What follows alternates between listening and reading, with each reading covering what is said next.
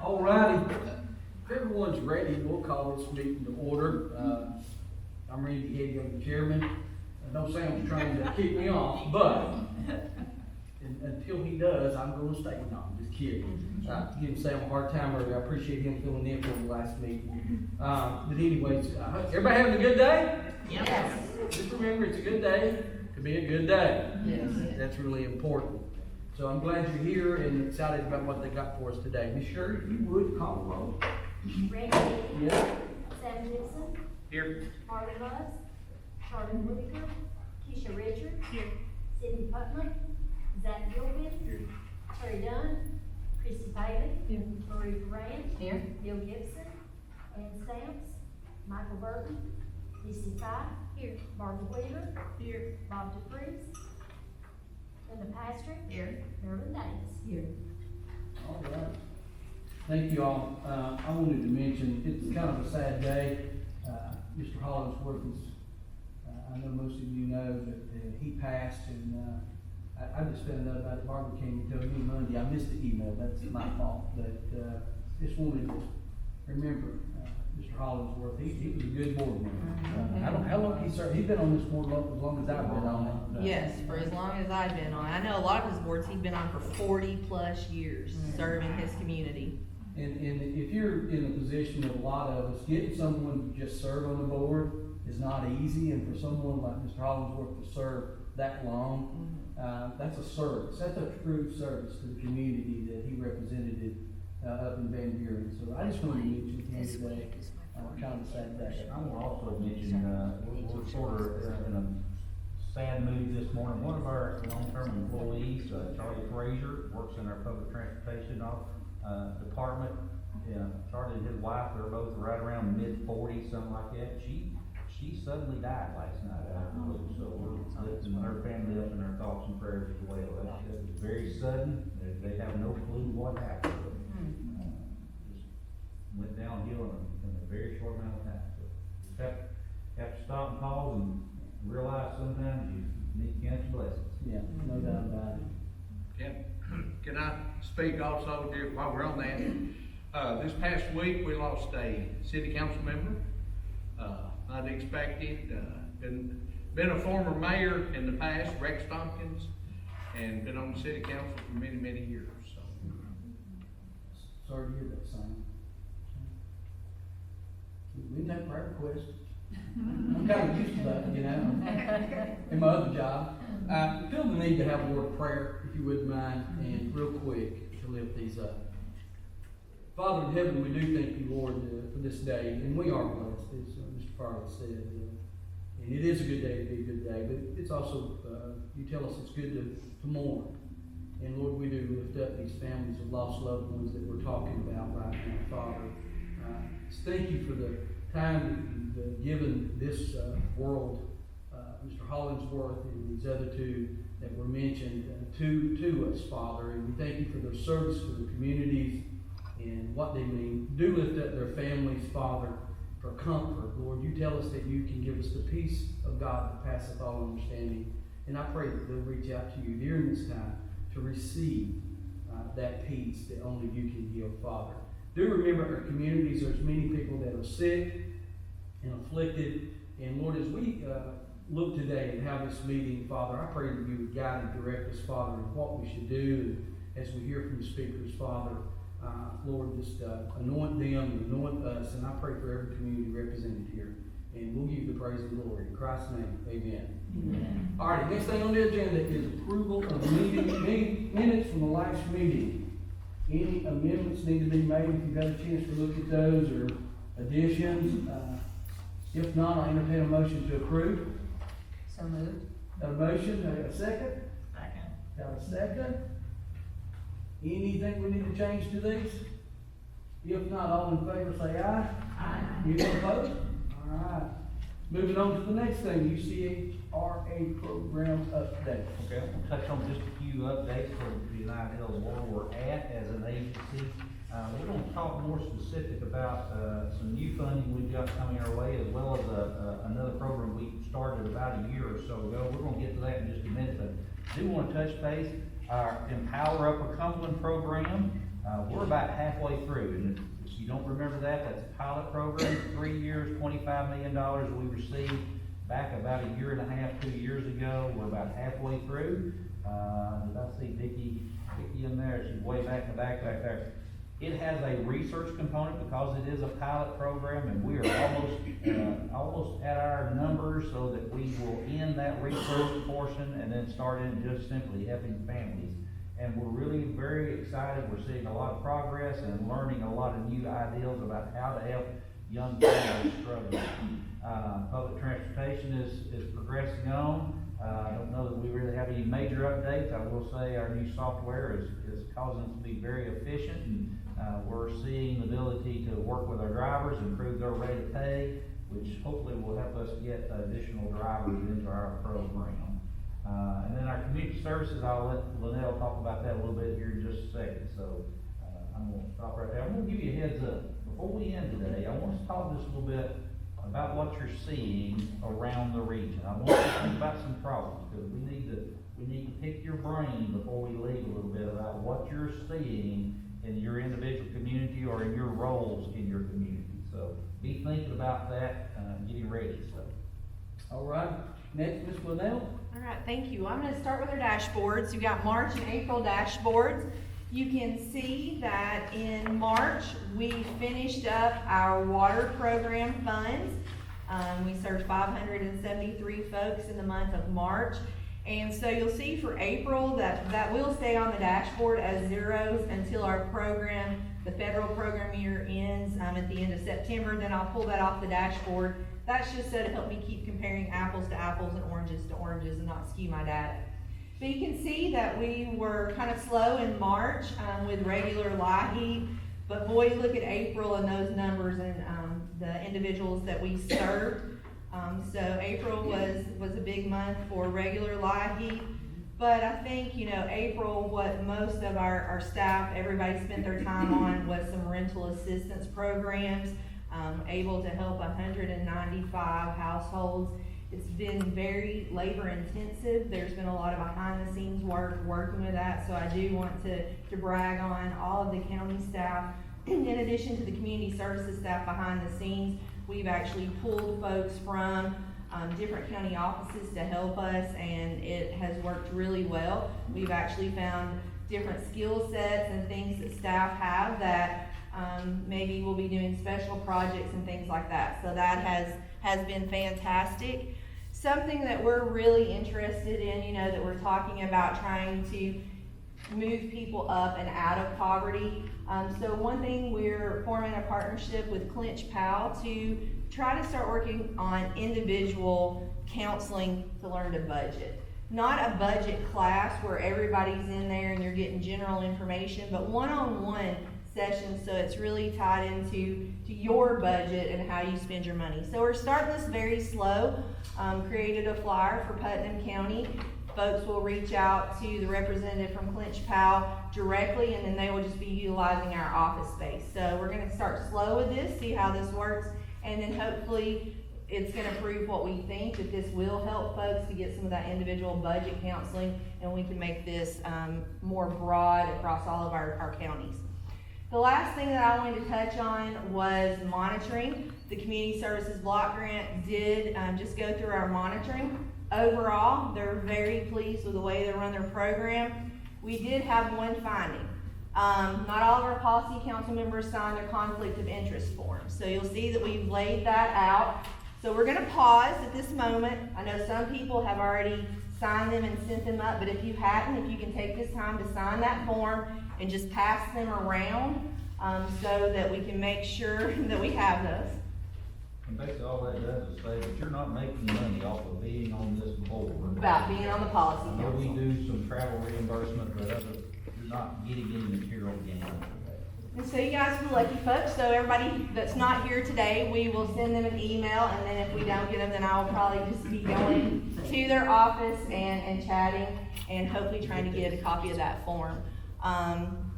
It's not a cost finding in the whole scheme of things, it's not a big finding, but I sure would like to not have that finding next year. So that's what we're gonna work on, is between policy council and board, making sure that we have all of those signed. For everybody that comes to the meetings all the time, it's usually not a hardship, it's sometimes with folks that, have other obligations. So, Mr. Chairman, that's my report for the day. Any questions from Ms. Lynette? Thank you so much. Next would be roundtable. Okay, I've got, Cheryl, if you'll come forward, it's your time now. Cheryl Cox has worked for the upcoming Human Resource Agency for 35 years. And this is her last month. She will be retiring at the end of the month, so, she has headed up our community corrections program, and I know you've done other stuff over the years there, but primarily the last several years been heading up that community correction program. That is one of those programs that has been transitioned. The state has taken it from being more of a probation-based program to more of a substance use, type program. So Cheryl has she has spearheaded that as we've transitioned the work over time, and we've got it now up and going. We're gonna talk a little bit about the Day Reporting Center, what the program has evolved into. But before she does that, if you want to introduce, because we have already selected her replacement, you may want to recognize her at this time. I'll give you that honor. Melissa Washington. She is my replacement, and I am training her this month. I think she will be wonderful in this position.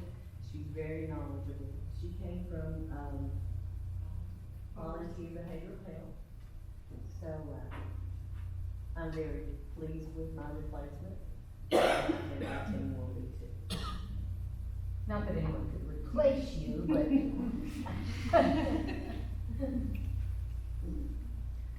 Let me tell you a little bit about the program.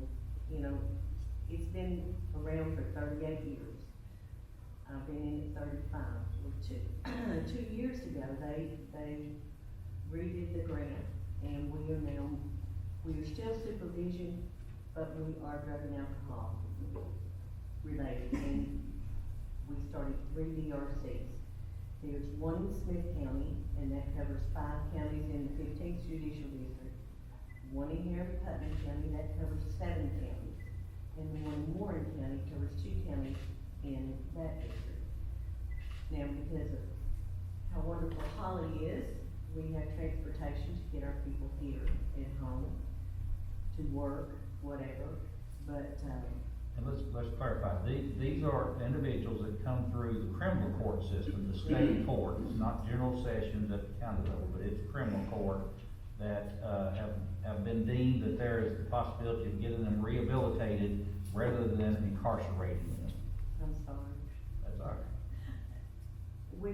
It's always been a nonviolent felony offender program. So, we still take nonviolent felony offenders, but we don't do anything in misdemeanor court. I have 3 clinicians, and I want to introduce them to you, and each one of them has got a happy story to tell you about what we've done so far. It's been 2 years since we did the grant, but we've been up and running for probably 1.5 years now. So it's taking time to get the courts used to the new program, and you got a ton of attorneys in all these areas, so you've got to get the word out. Here's what we're doing. But, Judge McKenzie's on board, Judge Bray's on board, Judge Stanley's on board. We are getting there, and I think Melissa will lead us even further. But I want to start with, Audrey Nicholson. She is my clinical person in, Smith County.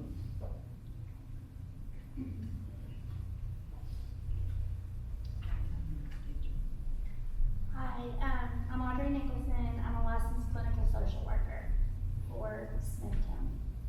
So when you think about the good things of the DRC, it's not one big thing that makes you happy.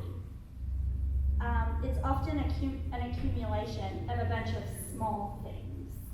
It's relationships that get restored through our program. It's driver's license that get reinstated. It's cars, homes, jobs that get had by the clients. It's watching them build trust. It's healing that begins to happen through the individual therapy. And it's times that they come in and tell you that the coping skill you taught them in class worked, or maybe it didn't, and they trust you enough to tell you why. So victory looks like them trusting the entire staff, and really, that we really believe in their success, not that they're just here. We believe in them. So the work that we do at the DRC, I don't think can really be told in one great moment, but it's watching the lives be restored, as AA says, one day at a time.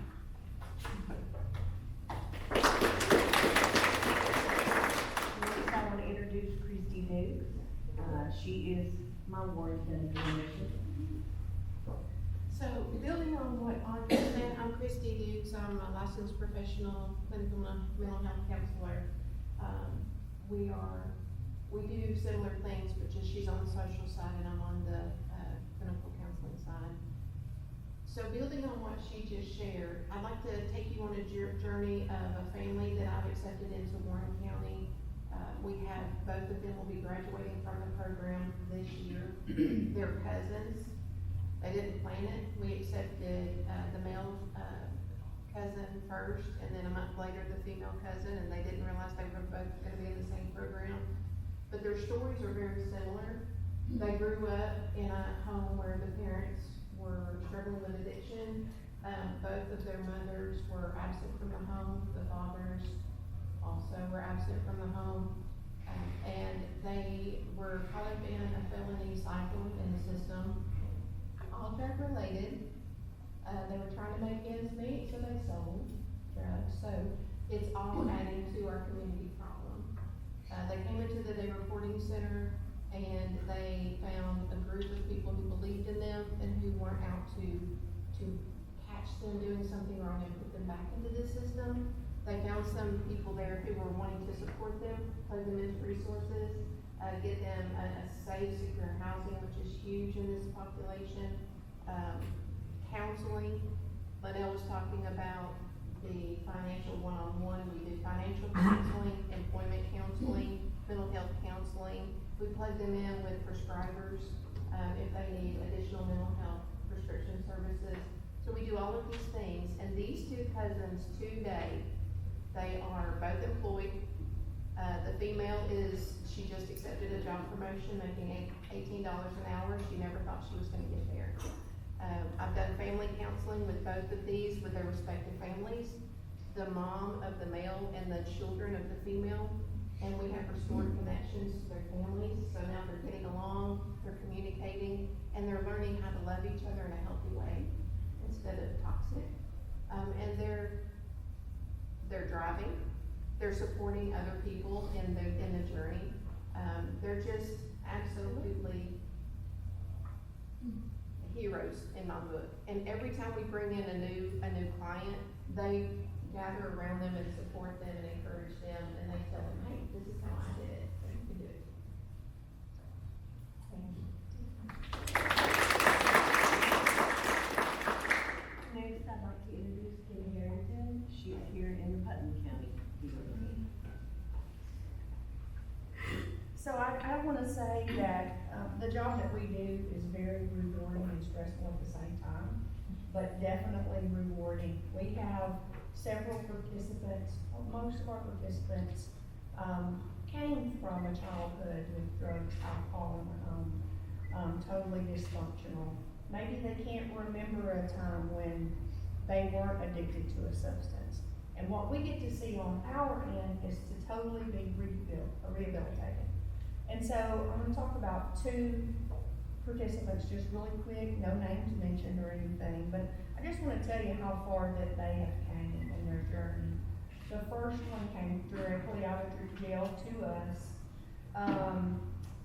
homeless, no driver's license, no job, no steady employment in his lifetime. So he began working with us at the Day Reporting Center. He has been with us now, a year. Yes. He's passed all of his drug screens for the first time in his life. First he went to the mission, saved money at the mission, got a job, saved enough money to move out of the mission into his own apartment. Now he's working full-time, first time he's ever had insurance in his life.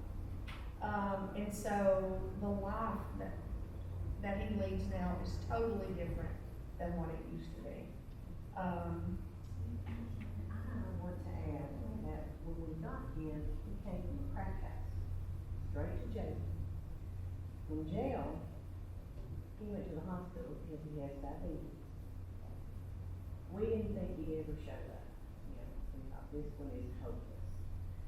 But he did. As soon as he got out of the hospital, he reported for his supervision, signed up in the DRC, and he is my hero. This client is my hero. He has done so well, and I'm so proud. So just an example of what we work with at the Day Reporting Center, and we get to see the lives change. It's incredible.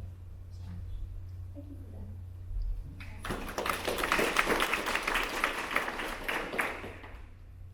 I just want to thank you all for putting up with me for all those years. For those of you that've been here, it's been a ride and it's been a joy. And look forward to the program carrying on even better. It's Mark's turn, and he's going to tell you about the opioid funding, which will wrap around the DRC, and I think it's going to be bigger and better. Probably would have left 2 years ago, but then I wanted to see this started and going. But I'm proud of what we've done, so proud of what we've done. Thank you. Hope you have a good time. We're bringing Melissa on then to take up this mantle. And we knew this the last time we had the cost accounts, but I didn't roll it out because I wanted to go to the board meeting. But we applied to the state for the opioid abatement funding, and we received 3 years worth of funding, a total of around $5.2 million over the next 3 years to try and build out a network to help not our criminal justice involved, but everybody. One of the things we were very excited about getting the DRC because it allowed us to take that step and have licensed clinical staff. And that's one of the great things that we have about that. We have trained individuals that can work with these families, help get them on the right path. Now, we're not in competition with Volunteer Behavior Health or Bradford or anybody else like that. We send clients to them to get them to where they need to be out of recovery. And then we take them and we try and keep them out of the court system and on the right path. Now, Zach, you're with the police department, correct? Yes, sir. We're probably dealing with people you deal with on a daily basis. There's all types of individuals that get hooked up on drugs. They're not bad people, but they do stupid, bad things because of the drugs. And if we can get to them quick enough, hopefully we can keep them out of the justice center. And that's where the opioid abatement funds comes into. And sort of a big picture of where we're heading, we're a part of a partnership with Vanderbilt Medical Center, where they're providing their hub and spoke model of getting people into treatment. We are a partner with One Tennessee, which is a nonprofit that works with our healthcare providers. So our doctors, our emergency rooms, and our pharmacists, helping to educate them on early identification of people with substance abuse issues. And one of the sad things about it is a lot of our doctors are not equipped to handle substance abuse. They can handle cancer, they can handle diabetes, they can handle all the medical conditions, but they don't quite know how to handle somebody that a lot of times they've prescribed opioids for, but they've gotten addicted to them, and they don't know quite how to handle it. So we're trying to develop a system where we can help the doctors better understand when they identify one of their patients keeps coming back saying, I need another prescription. I need another prescription. I still have to have this pain medication. If we can get them into treatment then, Zach, you're never going to have to deal with it, because hopefully we get them healed and back on the right track before they ever start doing the dumb, illegal stuff that our law enforcement has to get involved, and they ultimately get him sentenced in front of a judge and then get sentenced to our day reporting center. So hopefully if we can do our job well, we'll we will control the number of individuals coming to the DRC. So out of that partnership, One Tennessee will be working with our physicians, helping them better understand how to refer people. Vanderbilt will help us make sure those individuals get in the right treatment program, and then we're gonna pick up from there. And one of the exciting things that we're gonna be able to hire a certified peer recovery specialist in all 14 counties. So there'll be one individual assigned to each county. We hope to embed them into nonprofits and groups that are already doing that work in those communities. So they're not gonna be housed in our HRA office, they're gonna be out there doing the work with the groups that are serving this population. With the hopes of then helping walk with these individuals as they come out of recovery and get them a couple of years down the road, help them get employed, help them get solidified, help make sure they get their housing. But also just be there, that person mentoring them and helping them understand, you know, this is gonna be a tough process, but you can get through it. A CPRS has all traveled that path. They've been there before. They're able to look at that individual and say, hey, I did it, you can do it. So we're very excited about this funding that we're able to do. And we're hoping then to build upon that. We know our counties are receiving funding that they're putting towards their nonprofits and groups that are working, the drug coalitions. And this funding is going to continue for another 16 years. So we're going to continue asking for different components. I know Bill Gibson can't be here today. You know, we've got some partnerships built in with Power of Putnam and some of our other drug coalitions to try and use them as well. So we're very excited about where we're going. And, you know, I go back again, we're not in competition with anybody. There are too many people hooked on drugs in the Upper Potomac. There are too many families that are struggling with this. There is more than enough work to go around. So we are really in a matter of partnerships with all these other agencies to try and make sure we're providing all the services that these individuals need to get back in recovery. So we're very excited about that. Very excited about Melissa's background. She's come out of the crisis part of volunteer behavioral health. She's got a very extensive, she was a perfect hire because she had helped work with the state of Tennessee. She previously worked for the Department of Corrections, establishing day reporting centers when they were originally started by the state. So she's got a wealth of knowledge from the very beginning of this process. And we're very excited about the Department of Corrections, how they're heading, and they realize that this is a very successful model. And they're wanting to see if they can expand the services that we're able to offer through partnerships. So it may be that somewhere down the road through the day reporting centers that we're also partnering with a volunteer or mental health cooperative to provide some mental health assistance along with the substance abuse issues. So we're very excited about that, and that's the direction we're going. So, you know, that's a long-term project that we're gonna be involved in for a long time. And I hope that I'm able to keep coming back year after year saying, we're adding another piece to the puzzle. We're adding another piece to the solution of trying to help these individuals get back where they're, as we go. And we're already seeing these success stories, which we're very excited about. So that's sort of the overview of where we're working on substance abuse. And I'd be glad to answer any questions if you have specific questions about that. But I'm ready to turn the tables back on you. I told you that I wanted to pick your brain a little bit. What are you seeing right now in your region? I'm gonna pick over there, Crossville housing. How many families you got living in Crossville housing? We have 315 family units, and that doesn't count our Section 8 and all of our homes programs and other things. So I couldn't give you a total for all the programs. A bunch, that's all you have to say, a bunch. Yes, a bunch. I was sitting here trying to make notes, and one of the big things is we definitely need landlords who take the Section 8 vouchers. We can get the funding for the vouchers, but our problem is getting the landlords and property owners who actually accept the programs. And, you know, of course, a big thing in our area is homelessness. You know, having people who will, you know, look out and help build homes for them, childcare. I would love to see some pro bono attorney work in our area also. That would help a lot of the families that we serve. So we are working with the Justice Bus.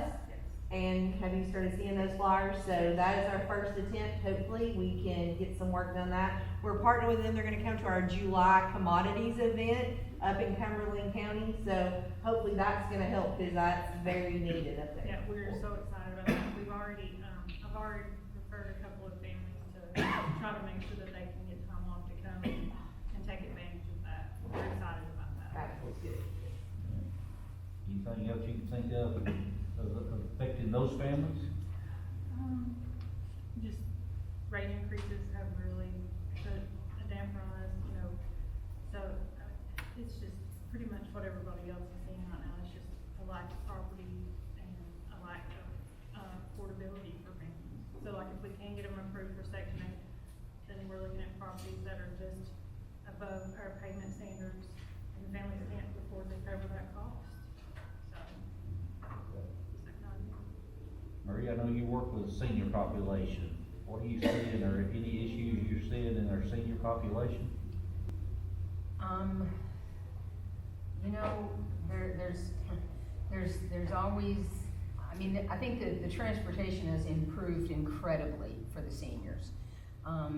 The participation in the senior centers has gone way back up since, you know, since COVID. When I go and talk to them, I think collections, I think seniors getting into credit card trouble, having to use, you know, having to use credit cards to cover, you know, drug costs or other costs when, you know, when they run out of money. Seems to be the biggest growing issue that I see in terms of legal problems that they're having is, you know, is they get in deeply into credit card debt and then they end up not being able to pay it. Now, if they're what we call judgment proof, which means they only draw Social Security, which is protected from garnishment, then, you know, then we can help by simply writing letters to all the creditors saying, sorry, they can't make payment on these anymore, and as you know, their Social Security is protected from garnishment. But boy, trying to catch that on the front end would be great, you know, before they have to use those credit cards. Now, some of my folks have problems with credit cards, but for the most part, it's having to use the credit cards to supplement their monthly needs. Christie, how about on the kid front, what are you seeing?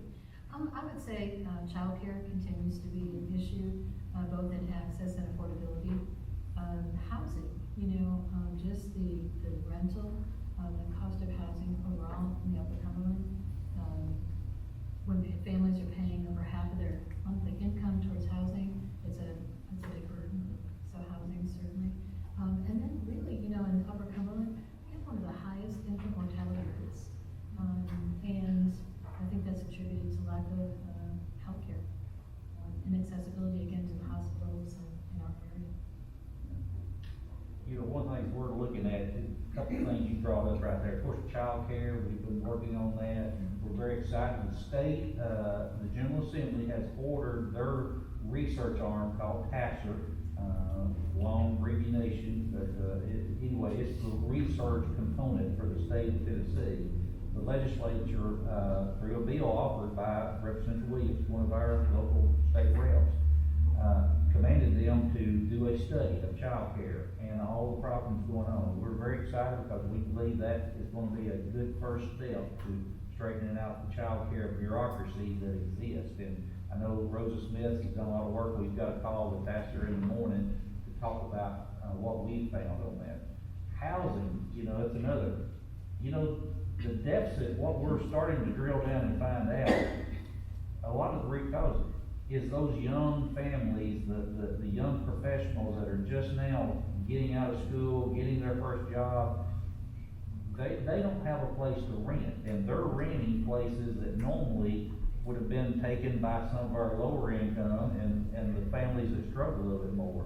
And that's putting a lot of pressure on those younger, that demographic, because you've got these young families that normally would rent in more of apartment type setting stuff without any options, and they're forced to take up the housing stock. So, I think one of the things we've got to continue to look for is more developers that can build workforce housing in our region. So, What else? Mayor Gibson, anything up in Byrdstown that you see going on? You know, she mentioned the two main issues there, and that's housing and childcare. We just don't have, well, we don't have any certified childcare. Yeah. Or, we're just glad and fortunate that some of our people are hanging on and still doing it, but, You got a few, ladies that probably keeping 3 or 4 kids at a time in their home, helps, but. 15 or doesn't 20 solve the sometimes. problem. Yeah, they, keep a big crew. But, you know, we've even we're even, I know subsidized housing is needed always, but we also need housing for people that are trying to work. Yeah. You know, those are the people around that too that we need to find, that is not having to pay a ridiculous rent. Ms. Patrick, anything you could add from? I think being a rural county definitely has challenges, access to medical care, for specialized medical care, people have to go out of county, but the UCHRA helps a lot with that. Affordable housing, daycare, like you said, access to any rehab would be out of county, just having access to things, jobs. A lot of people have to go out of county for employment. Misty, you've taken a new job, correct? So April 1st, I started with vocational rehabilitation services in the community services unit. And I think that a lot of people aren't aware of their eligibility for our program because we serve people with disabilities, but substance use and mental health, you know, covers that and gets them eligible. So we are starting a new project with reentry services and trying to catch people while they're in the jails before they come out, hopefully have all their training finished and have jobs lined up for when they come out, because that's one of the big needs too. You can't find housing if you don't have income, so. Gotta get back to workplace. And one thing, we're going around now and doing our summer strategy sessions with all of our county governments and city governments. And one of the things we're harping on this year is our workforce participation rate. Our working population, we're not where it needs to be. You know, the state average is of the age group between 16 and 64, the people that ought to be in the workplace, the state average is right at 60%. Probably our regional average is right around 50%. We've got some communities down in the 40s, so there is a lot of people that's sitting on the sideline that's not looking for work or not engaged, and it may be because they can't get childcare, or they have other barriers. A lot of that substance abuse, they can't pass the drug test and those type of issues as well, but we've got a lot of people sitting on the sideline that's not earning a wage right now. We've got to figure out how to get them back to work. All right, Zach, as police, I'm gonna applaud Cookeville Police Department. Your department, the chief, has done a great job being very proactive, because you understand you deal with a number of issues that are not always crime related. But from your experience of working, through the streets of Cookeville, what are some things you're seeing there? Because it seems like a lot of times the problems, I'm not blaming Cookeville, but you start seeing them in Cookeville or Crossville, and they just continue to grow till you start seeing the same problems out in the Byrdstown and Livingston or Lafayette. What are you seeing, these days? I think the main reason for that is because we're kind of the hub of the region. The homeless population is probably the most difficult to handle. There's no black and white way of handling stuff like that. And that comes along with overdoses, and that leads to other things that everyone else is seeing. Yeah. What's some of the things that Cookeville's doing to try and handle some of that? I know you've had the Cahoots grant and a few things like that. We have, Mark DeClaire is doing the human fund, and then we partner with, you know, everyone else, but still, with all the resources, we still run out of resources. Yeah. Okay. And he's just an officer that set up his own. Yeah, Mark DeClaire has just proactively done this on his own. Yeah. he's had to put restrictions on it. It went from, we were trying to get hotel rooms for people that needed a place to stay, and before we knew it, all the surrounding counties, people without housing was coming to Cookville and calling 911 and say, hey, I'd like a hotel room for tonight. So we had to kind of pump our brakes and say, that's not the idea of it. What we're trying to do is get people on the right path. So I helped him out with that a few years ago. Now he's got several guys, I think he's got at least one on each shift that kind of handle a credit card and try to help him out. But yesterday, the Red Roof Inn is one hotel that we try to, I guess he tries to work with because they have a credit card on file. So yesterday we had a mother and a 28-year-old son. The call came to our major. It was kind of a family friend, and when my major called me, it said some young lady and her young child needed a place to stay. I showed up and it was a grown woman and a 28-year-old son. It's a little different, you know, but we went through all the hoops trying to figure out a place to stay, and then I called the guy that had a human phone credit card. He showed up and said, this isn't really meeting the requirements what we're looking for, but we'll help him. So he called the Red Roof Inn and got him a room, transported them to the hotel, and as soon as they walked in, the Red Roof Inn said, they're paying for you, they can't be here. So that's the problem. We see people walking the streets of Cookville, and it's appearing that no one is helping them, but we run into roadblocks every direction. And just to go off what other people, I don't know how common knowledge it is, but like overdoses, we hear about all the significant things that happen. I don't know if we hear about things that are so common to us that you guys would be surprised about. But yesterday we went to a gas station where a lady had overdosed in a gas station bathroom. So she just walks in there and overdoses. We show up and Narcan her. She wakes up, tells the EMS she don't need them, and she's back walking the street. So that's a daily thing that, DUIs, domestics, things like that, easy to handle. We know how to handle that. It's the homeless and the overdoses and things like that. It's a shame we live in a world where DUI and domestic abuse is easy. Well, that's because we know the answer. We know the answer to that. Them aren't the complicated ones. It's the one we might deal with someone 3 or 4 times in one day, and there's never an answer on what to do. Mayor Gibson, I bet your police department is dealing with the exact same thing, aren't you?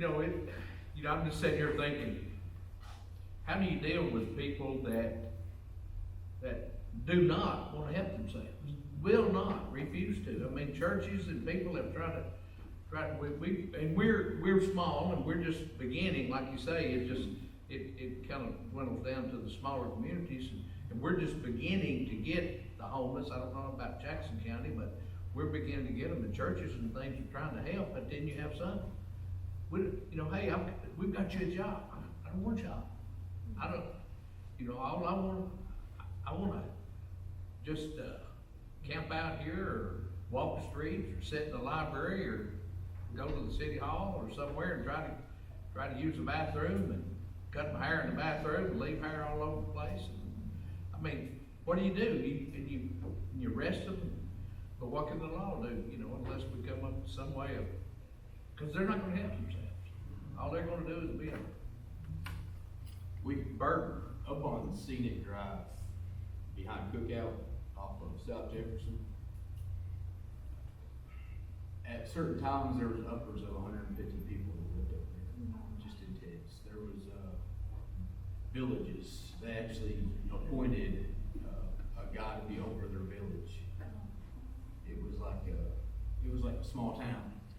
And does he need to be on our executive board? He's joining the mayor. Well, the problem is the turnover rate for the village leader is kind of, we would be appointing someone new every month, so. That's like what it is for county seat. Yeah. One day I went up there and, the numbers were low. It was probably 40 or 60 people.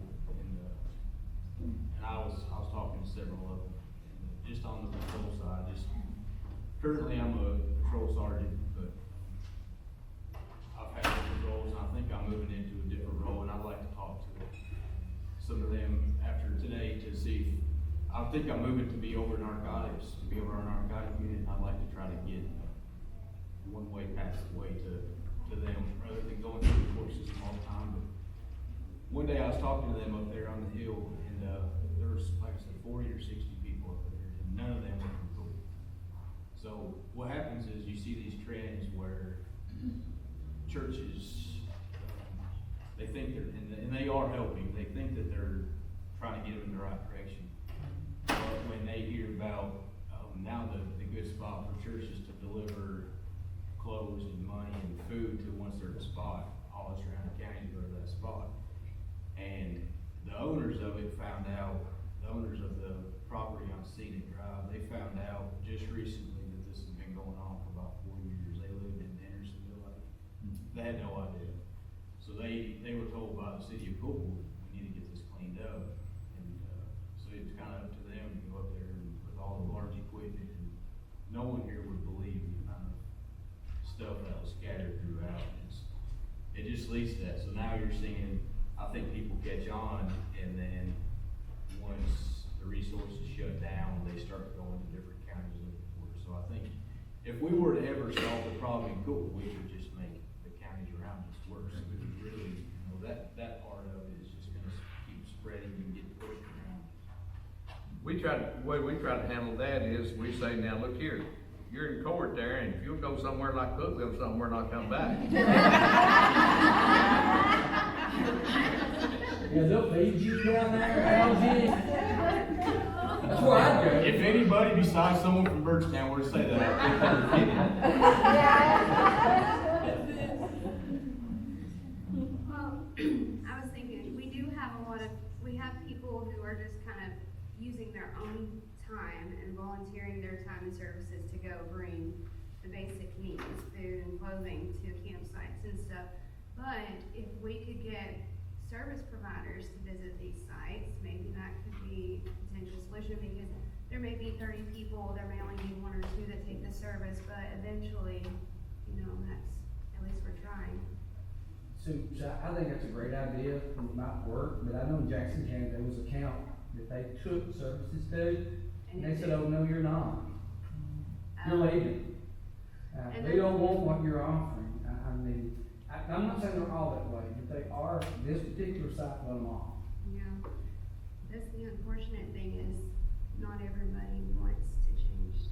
They become pretty accustomed. I know one of them, that's kind of lived on the streets of Cookwood for a long time, has been offered many jobs, and he tells them, I make $60,000 a year, I don't, cash money, no taxes, I don't need a job.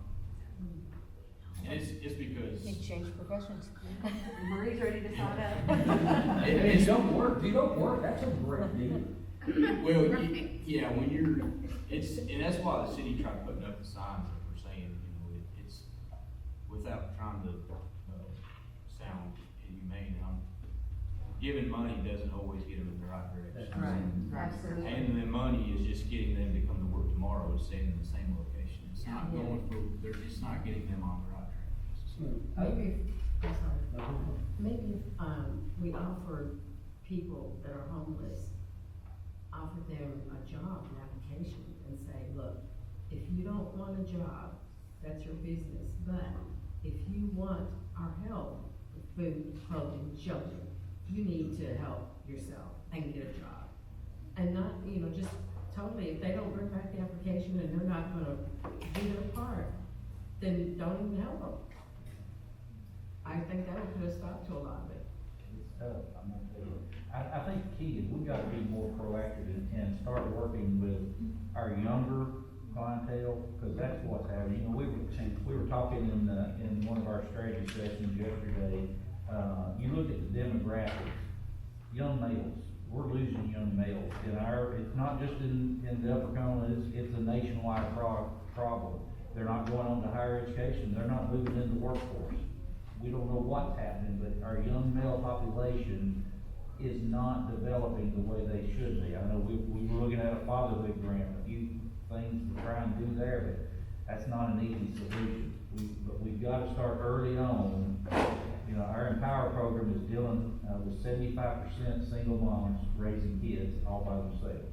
And that undoubtedly, the drug issues and everything everything combined, that's what's leading to the homelessness issue and the crime issue and everything else. How we can get them earlier that's the key. Yeah, Barbara, you're working with seniors, I wanna go back, I should've got you in, I got Marie over here. What are you seeing at the senior center? What does the people that come down there, what do they need? Well, our senior center is growing, we've been blessed, there's been a lot of prayers answered. We've got 2 people working there, a kind of 5 person, and our director is really into it.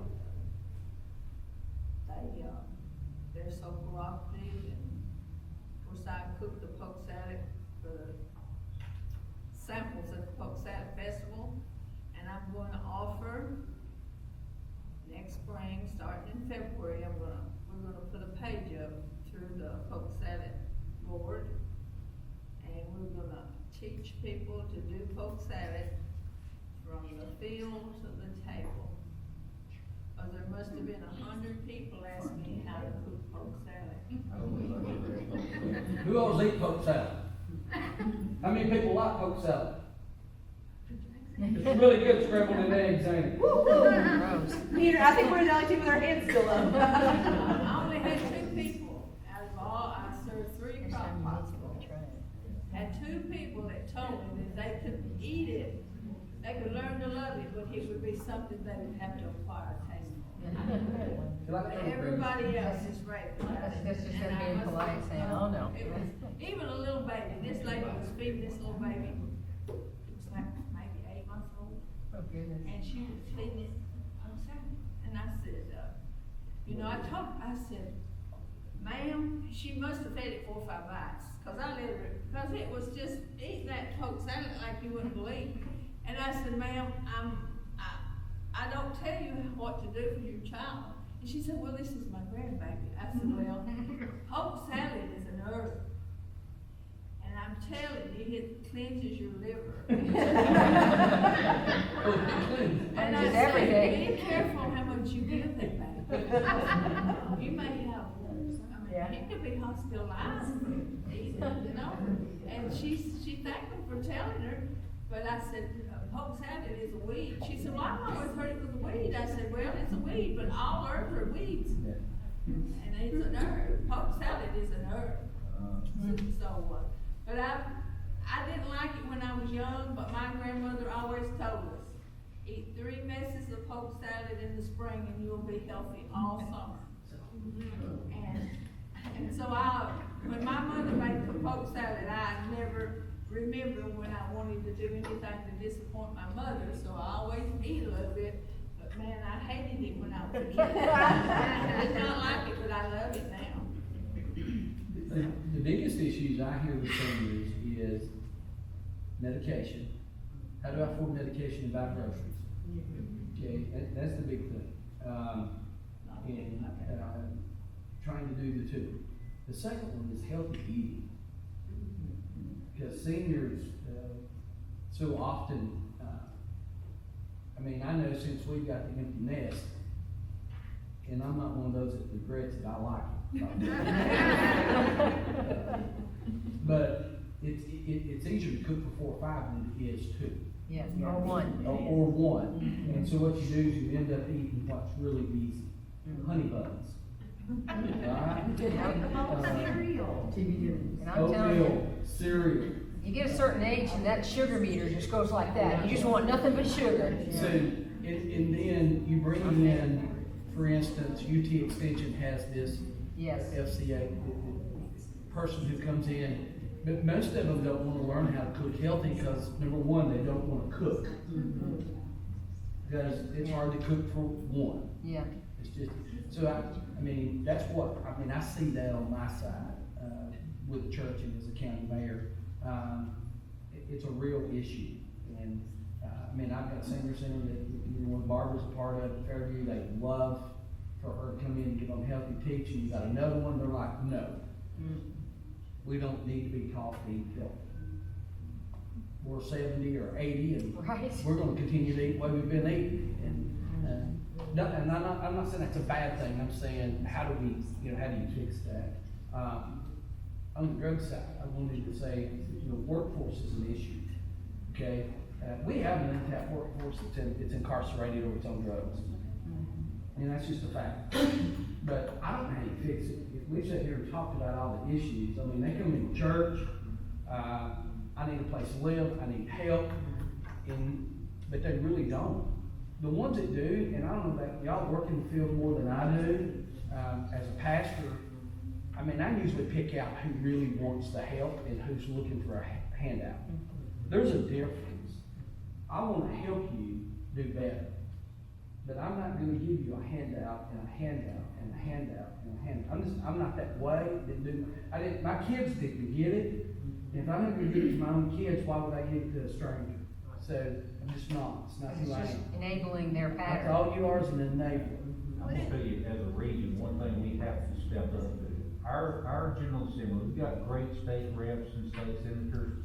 You go to Nashville, they are under pressure every session from beginning to end to legalize recreational marijuana.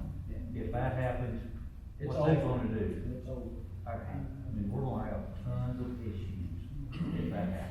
What if we had like a CPRS task force that was actually going through the communities, like they're doing it anyways, but if we actually like organized something that was more structured, you could get more CPRSs involved, maybe. That's sort of what we have in mind with our opioid, is having a network of CPRSs that's all connected and trying to grow, so.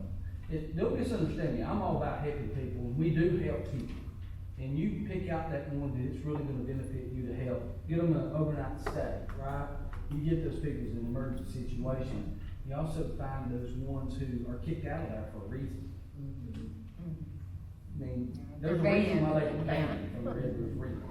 Yeah. And, so, I mean, I think that, I don't know how we do that, I don't know how we help them all, but, You can't solve the hardest of the hard, you have to start with the ones early on, and hopefully do intervention. and what's happened is it's become a generational thing. Yes. This has become generational, and so we gotta figure out how to change the generation. It's the same way with the workforce. You'll have the kid coming out of high school, the graduate, the senior, and you'll get them a job. So we have this thing through the Highlands where we can put seniors to work, and we pay for half of their salary, so employers are excited about doing that. So you'll get this senior, you'll have 10, 15 seniors, it's all about that, okay? They wanna go to work, they wanna get that money in their pockets, and you'll have that one or two every year that says, I don't want a job. I'm not going to work. I'm gonna live just like my mom and pa, my mom and dad. I'm gonna graduate high school and I'm gonna draw a check. And we gotta figure out how to stop that. And that goes back to what you're talking about. And we're trying hard at home to do that on the education side, but it's hard.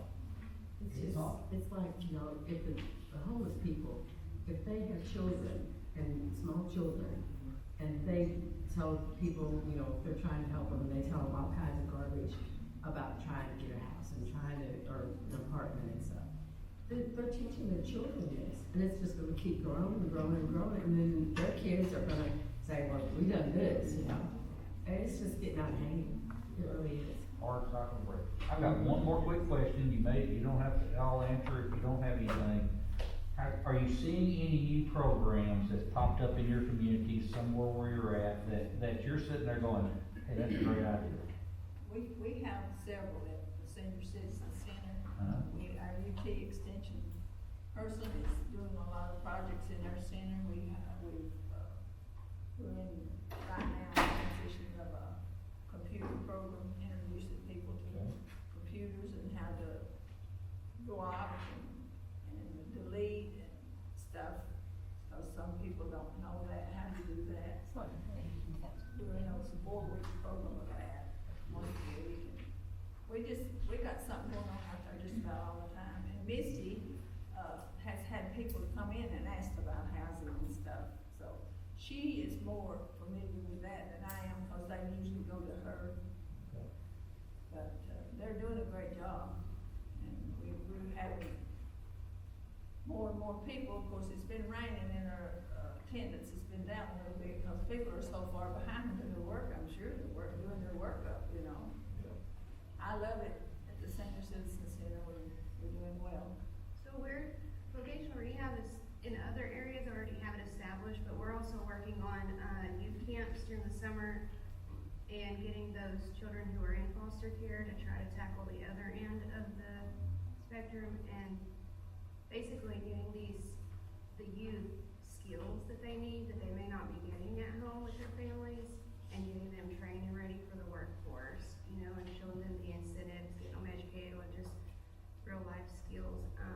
But we've got a partnership in Overton County with their alternative school, and we're looking into working with Almy here. Yeah.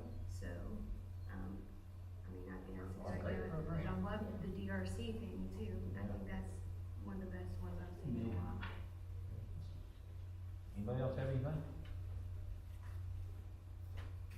Good, that's all I've got. Alright, is that in your business? New? What about public comments? Did everyone turn in their conflict of interest form? Yes, very good, Thank you. very good. The Hey, Maryville, I'm sorry, the Maryville funeral, the Maryville Senior Center is expanding. We're gonna be out of the mall now, and Oh, we're gonna wow. have 4 bathrooms, we're gonna have a bigger kitchen, bigger dining room. We're gonna be right next door. Right with you. Oh, yes. awesome. We're all excited. Good roundtable discussion. I don't have all the answers, but, I know that we're all trying to figure out what we're gonna do with opioid money, so anything that we can do to be a help, I'm saying on the county mayor's side, we wanna be there. Alright? Motion to adjourn. Motion. Second, a motion and a second, all in favor say aye. Aye. Anyone opposed? Please don't. Thank you very